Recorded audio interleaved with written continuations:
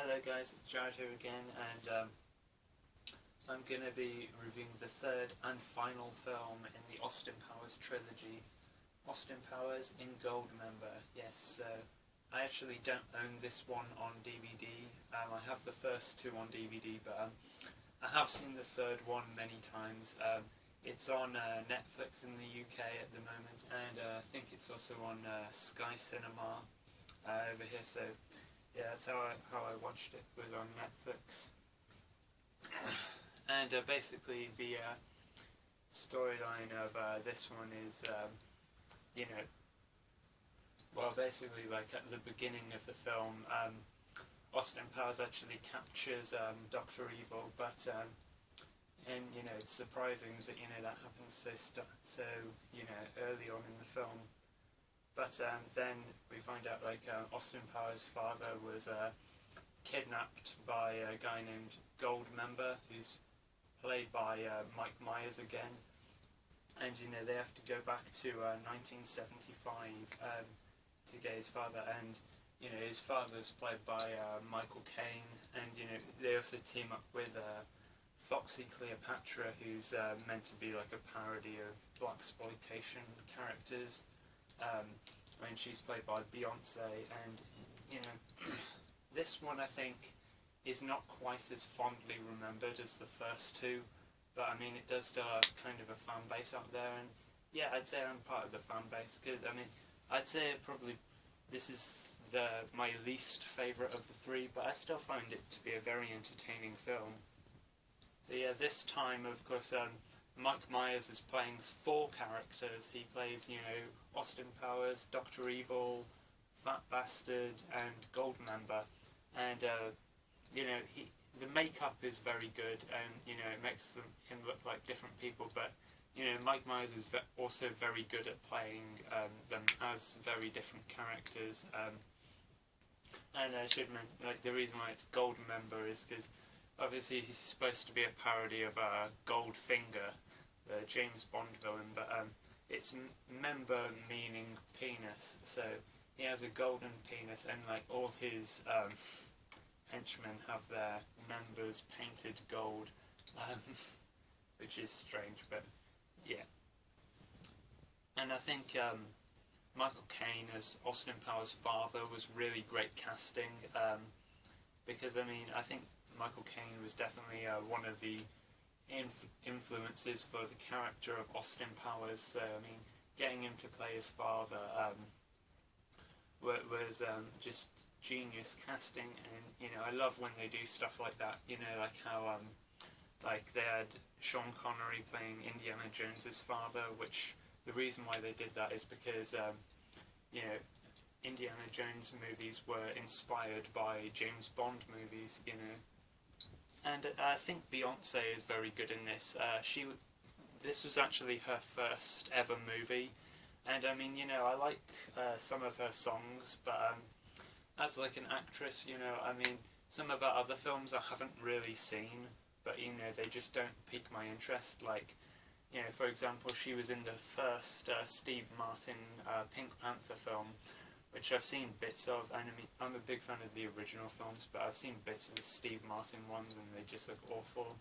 And I know she was also in the recent Lion King remake, which I've completely lost interest in the Disney remakes at this point. The last one of those remakes I saw was Dumbo, which just wasn't good.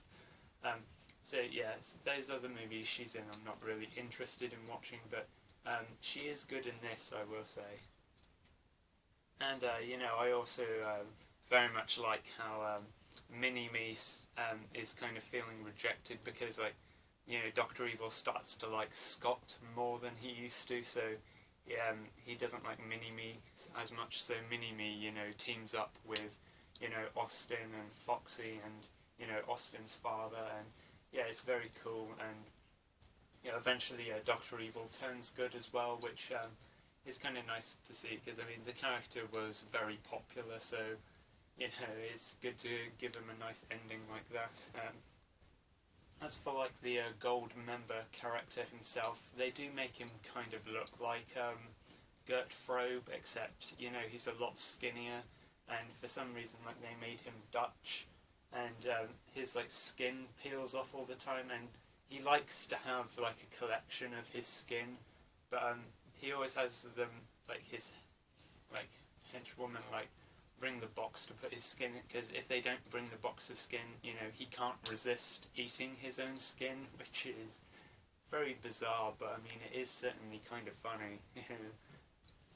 And I like also how you have Steven Spielberg making a Austin Powers movie within the movie, which is kind of an in-joke because Steven Spielberg always wanted to direct a James Bond movie. You know, it's funny how it's like the movie within the movie, they have like more serious actors playing the roles. Like, you know, they have like Tom Cruise as Austin Powers, although the actor who they got to be the more serious version of Dr. Evil is a bit awkward now, you know. And I love how you also have like Fat Bastard as a sumo wrestler. I should mention, like, a lot of the movie like also takes place in Japan as well, and you know, you have Fat Bastard as a sumo wrestler, which he really fits into that, you know, into being a sumo wrestler. And you know, towards the end, right at the end of the movie, he's suddenly skinny, although he does mention like that he went on a Subway diet, just like Jared from Subway, which is a bit awkward now as well, you know. The movie does end on sort of a cliffhanger, which some people like kind of have always wanted a third one. I didn't really see it as like a sequel hook, but I mean, I thought they could have made, you know, a sequel where, you know, they continue from, you know, the very ending. But I think at this point they probably shouldn't, because you know, Vern Troyer, who played Mini-Me, has passed away, and yeah, they just can't really do one without Mini-Me, I don't think. Also, another thing is, I won't give away a spoiler so much, but people often say that this movie kind of predicted the twist of Spectre, which, yeah, it's very weird, but it's very funny that, you know, they predicted that twist, you know. So overall, I think this is a very entertaining sequel. I would say it's the weakest of the three. It's not quite as popular as the first two, but I mean, you know, I think if you like the first two, you'll probably like this one as well. So, yeah, thanks for watching, and bye.